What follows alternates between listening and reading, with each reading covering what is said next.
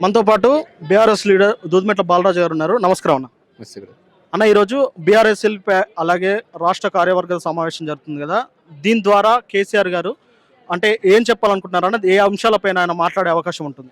2 సంవత్సరాల రేవంత్ రెడ్డి సర్కారులో ప్రజలకు కాంగ్రెస్ పార్టీ ఇచ్చిన హామీలు ఏంటి, హామీల అమలులో జరుగుతున్నటువంటి లోపాలు ఏంటి, అదేవిధంగా ఇలా నీటి రంగం సంబంధించి తెలంగాణ రాష్ట్రం కొట్లాడిందే నీళ్ళ కోసం కదా, కాబట్టి ఇలా నీటి రంగం మీద జరుగుతున్నటువంటి అన్యాయం ఏదైతే ఉందో, ఇలా గోదావరి జలాలు కృష్ణా జలాలను అప్పనంగా దోసుకుపోవాలని చెప్పేసి ఒకవైపు ఆంధ్రప్రదేశ్ సర్కారు బనకమల్ల రిజర్వాయర్కి వ్యతిరేకిస్తే మన నల్లమల్ల సాగర్ అని చెప్పేసి కొత్త రిజర్వాయర్ని కడుతూ దోపిడీ చేస్తూ ఉంటే నిమ్మకు నీరెత్తనట్టు ఎవరిస్తుంది రేవంత్ రెడ్డి సర్కార్.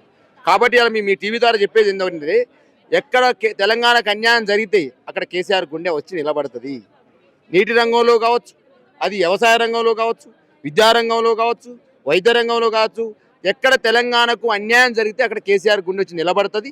ఇవాళ 100% రేవంత్ రెడ్డి గారి సర్కారు తెలంగాణ నీటి వనరులను ఆంధ్రప్రదేశ్కి అప్పచెప్పే ప్రయత్నం చేస్తూ ఉంది. ఆ ప్రయత్నంలో భాగంగానే నల్లమల్ల సాగర్ కడుతూ ఉంటే కూడా ఇవాళ కనీసం కేంద్ర ప్రభుత్వానికి కాంప్లైంట్ చేసిన పరిస్థితి ఉంది. ఇవాళ ఉత్తమ్ కుమార్ రెడ్డి గారు ఇరిగేషన్ శాఖ మంత్రిగా ఉన్నాడు, ముఖ్యమంత్రి రేవంత్ రెడ్డి ఉన్నాడు. ఇలా పాలమూరు జిల్లాకు, నల్గొండ జిల్లాకు, కృష్ణా జిల్లాలో అన్యాయం జరుగుతూ ఉంటే కనీసం మాట్లాడతలేరు వీళ్ళు.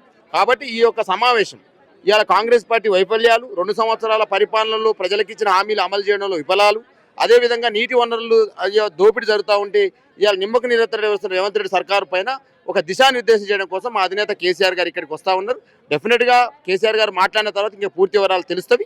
కాబట్టి ఖచ్చితంగా కేసీఆర్ గారు ఎక్కడ అన్యాయం జరిగితే అక్కడ ఉంటారనే అంశాన్ని మాత్రం స్పష్టంగా తెలియజేస్తాం.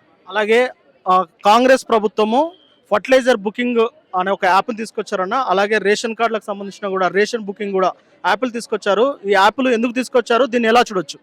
ఇప్పుడు రైతులకు ఎరువు ఇవ్వమంటే యాప్లు ఇస్తూ ఉన్నారు.